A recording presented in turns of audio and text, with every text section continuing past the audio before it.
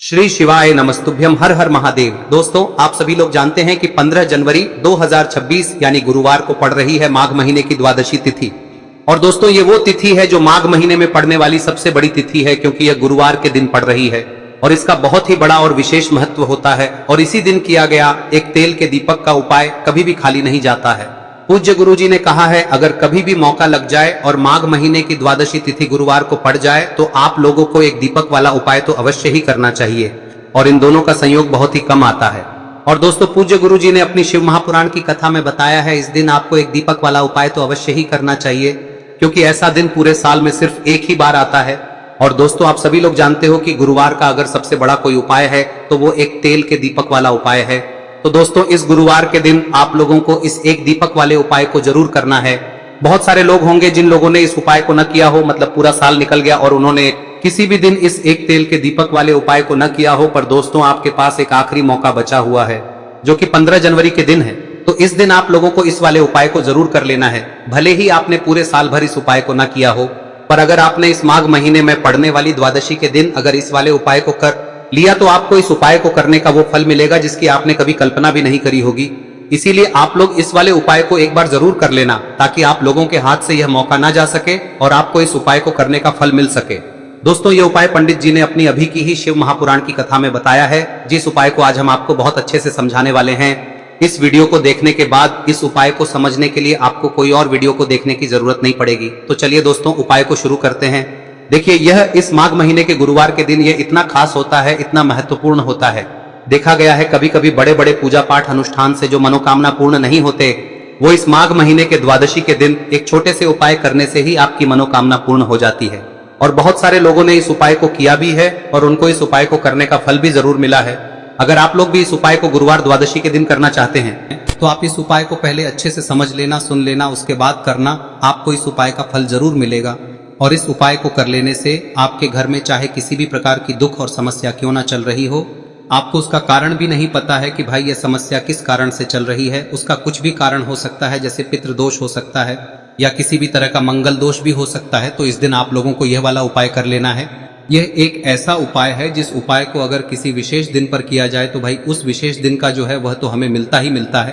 पर हमने उस दिन पर इस उपाय को किया है तो हमें उससे भी बड़ा फल मिलता है, और फल बहुत जल्दी मिलता है, क्योंकि आप इस उपाय को बहुत ही बड़े और विशेष दिन पर कर रहे हो। तो चलिए अब उपाय के बारे में बात करते हैं, लेकिन उससे पहले आप लोगों को यह जानना आवश्यक है कि आखिर यह उपाय किस समय करना है, किसको करना है और कैसे करना है। तो चलिए हम आगे आपको वीडियो में एक एक करके बता देते हैं। लेकिन उससे पहले अगर आप लोग हमारे चैनल पर नए हैं तो हमारे चैनल को सब्सक्राइब कर लेना और इस वीडियो को लाइक करके कमेंट बॉक्स में श्री शिवाय नमस्तुभ्यम ओम नमः शिवाय जरूर टाइप कर देना। और अपने फायदे के लिए, गरीबी दूर करने के लिए इस वीडियो को पूरा देखकर जाना, तभी आपको लाभ की प्राप्ति होगी। यदि आज आपने वीडियो को बीच बीच में से देखा, काट काट कर देखा, तो आपको जीवन में कभी सफलता हासिल भी नहीं होगी। दोस्तों, इस एक दीपक वाले उपाय को हमें इस गुरुवार के दिन कैसे करना है, किसको करना है, किस समय करना है और कहां पर करना है, ये सारे सवालों के जवाब आपको इस वीडियो में मिल जाएंगे। और जो ये वीडियो देखेगा भाई, उसको एक दीपक वाला उपाय जरूर करना चाहिए, क्योंकि इस दिन दीपक का भी बहुत ही बड़ा और विशेष महत्व होता है। और जब बात आ जाए एक तेल के दीपक की, तो ये सोने पे सुहागा वाली बात हो जाती है और ये एक बहुत ही बड़ा उपाय हो जाता है इस गुरुवार द्वादशी तिथि का। अब हम समझते हैं इस वाले उपाय को हमें करना किस समय है, इस दीपक वाले उपाय को हमें इस गुरुवार के दिन करना किस समय है। तो देखिए, इस उपाय को करने का जो समय है वह सुबह का समय है और शाम का समय भी है। अब देखिए, यहाँ पर हम मुख्य रूप से सुबह का समय नहीं बोलेंगे, क्योंकि 15 जनवरी गुरुवार द्वादशी का दिन है और इस दिन प्रदोष काल के समय का बहुत महत्व होता है। बाकी अगर सुबह के समय भी करेंगे तो भी अच्छा होगा, उसमें कोई भी दिक्कत वाली बात नहीं है। तो चलिए जानते हैं इस विशेष उपाय के बारे में। लेकिन उससे पहले एक प्रार्थना, अगर आप इस चैनल पर नए हैं तो आप इस वीडियो को लाइक करें, चैनल को सब्सक्राइब करें और कमेंट बॉक्स में आप अपनी राशि या अपना नाम जरूर डाल दें, क्योंकि हम राशि से जुड़ा भाग्य भी बताते हैं और भाग्य में चल रही परेशानियों को दूर करने के लिए वह आसान से आसान उपाय भी बताते हैं। तो चलिए अब हम अपने सबसे पहले उपाय की बात कर लेते हैं। देखिए, माघ मास के दिनों में विशेषकर भगवान शिव और माता पार्वती और विष्णु भगवान का पूजन किया जाता है। अब साथ ही साथ गुरुवार का दिन भी पड़ गया है, तो ऐसा समझ लीजिए आपके जीवन में धन भी आएगा, सुख भी आएगा, धन बढ़ेगा भी, और साथ ही साथ आपके जीवन के सारे संकटों को भगवान शिव जी दूर कर देंगे। तो चलिए सबसे पहले बात कर लेते हैं सबसे पहले उपाय की, जो कि गुरुवार वाले दिन आपको विशेष कर करना है। और इस उपाय को करने से आपकी कोई भी ऐसी इच्छा कोई भी विश जो अभी तक अधूरी है, पूरी नहीं हो रही है, तो आपकी बड़ी से बड़ी विश और मनोकामना भी पूरी हो जाती है जब आप गुरुवार द्वादशी वाले दिन इस पहले उपाय को कर लेते हैं। तो देखिए, आप सभी जानते हैं कि श्री हरि विष्णु जो है उन्हें तुलसी दल सबसे प्रिय है। बिना तुलसी माता के श्री हरि विष्णु अधूरे हैं और बिना तुलसी पत्तों के श्री हरि विष्णु का भोग अधूरा है। अब श्री हरि विष्णु को प्रसन्न करके आप अपनी किसी भी मनोकामना को पूरा कर सकते हैं, क्योंकि श्री हरि विष्णु प्रसन्न हो गए तो आपकी कोई भी विश और इच्छा मनोकामना अधूरी नहीं रहेंगी। तो आपको तुलसी के 5 पत्ते लेने हैं। अब ये 5 तुलसी के पत्ते जो आपने लिए हैं, ये 5 तुलसी के पत्ते आपको श्री हरि विष्णु को अर्पित करने हैं। अपने घर के मंदिर में ही ठीक है, ऐसा आपको करना है। आपके घर में श्री हरि विष्णु की कोई मूर्ति है, प्रतिमा है, वहां पर यह 5 तुलसी के पत्ते आप रखें और साथ ही साथ एक देसी घी का दीपक गोल बाती का आपको लगाना है और ओम नमो भगवते वासुदेवाय नमः इस मंत्र का आपको 11 बार जप करना है। देखो मंत्र कौन सा है, ओम नमो भगवते वासुदेवाय नमः, और फिर श्री हरि विष्णु से अपनी विश, अपनी इच्छा, अपनी मनोकामना कह देना और फिर देखना आपकी विश और इच्छा, जो भी आपकी मनोकामना है, जो भी अपने जीवन में आपको चाहिए। अगर निर्धनता बहुत है, आप अपने घर से गरीबी को दूर करना चाहते हैं, या फिर धन आपका बढ़ता नहीं है, आप चाहते हैं कि आपका धन बढ़े, या फिर आपके घर में फिजूल खर्ची बहुत होती है, पैसा आपके पास नहीं रुकता है, आप चाहते हैं कि पैसा आपके पास रुके, या फिर घर में कोई व्यक्ति ऐसा है जो बहुत बीमार रहता है, या फिर किसी का विवाह नहीं हो पा रहा है, तो जो भी आपकी इच्छा है, जो भी आपके विश है, बस एक बार श्री हरि विष्णु से कह दें। दिन है, साथ ही 7 साल का सबसे बड़ा दिन है। यह दिन इतना उत्तम है कि जो आप श्री हरि विष्णु से मांग लेंगे, जो उनसे कह देंगे, वह आपकी विश, आपकी मनोकामना को बहुत जल्दी पूरा कर देंगे। तो यह पहला उपाय है। चलिए बात करते हैं दूसरे उपाय की। देखो, यदि आपके जीवन में आर्थिक संकट बहुत अधिक हो रहे हैं, धन की समस्या लगातार जीवन में बनी हुई है, एक एक रुपयों को प्राप्त करने के लिए आपको बहुत अधिक मेहनत कर रहे हैं, तो आज रात्रि में सोने से पहले आपको हो यह चमत्कारी दीपक का उपाय अवश्य करना है। या फिर यदि आपका जो व्यापार है, बिजनेस है, दुकान है, वह अच्छे से नहीं चल पा रही है, तो आज रात्रि में इस विशेष दीपक का उपाय आपको अवश्य करना चाहिए।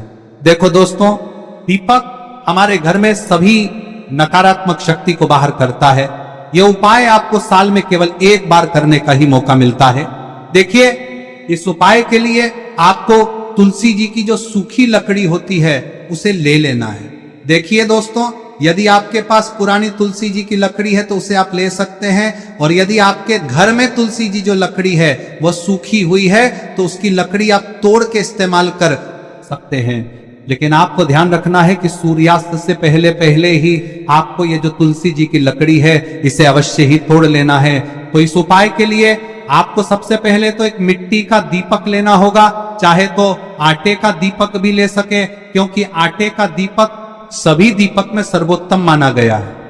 इस दीपक के अंदर आपको शुद्ध घी का प्रयोग करना होगा, और इससे दीपक के अंदर आपने जो तुलसी जी की लकड़ी ली है उसे भी रख देना है। लेकिन ये जो तुलसी जी की लकड़ी है, इसमें आपको चारों तरफ अच्छे से घी लगा लेना है। देखिए, गुरुजी ने बताया है कि जो तुलसी जी की लकड़ी है, यदि आप उपाय करते हैं और बहुत ही शीघ्रता से जल जाती है, तो इसके लिए आपको एक कार्य करना है। आपको थोड़ी सी रुई ले लेनी है और उस रुई को आपने जो तुलसी जी की लकड़ी ली है उस पर अच्छे से चारों तरफ लपेट देनी है। तुलसी जी की लकड़ी के ऊपर रुई लपेटने के बाद इसे आपको पूरा घी के अंदर डुबो लेना है। अब इसे आपको बाती के रूप में प्रयोग करना है। अब दोस्तों, इस दीपक को आपको प्रज्वलित कहां करना है?